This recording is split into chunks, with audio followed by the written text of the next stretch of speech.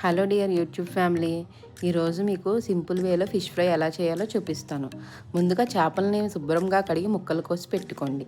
ఒక బౌల్ తీసుకుని దానిలో కారం, ఉప్పు, పసుపు, గరం మసాలా, జీరా పౌడర్, బియ్యం పిండి, వాము, కొంచెం నిమ్మరసం వేసి మంచిగా కలుపుకోండి. కలుపుకున్నప్పుడు మీకు కొద్దిగా వాటర్ తక్కువైతే వాటర్ కూడా వేసుకోండి. అల్లం వెల్లుల్లి పేస్ట్ కూడా వేసుకోవాలి.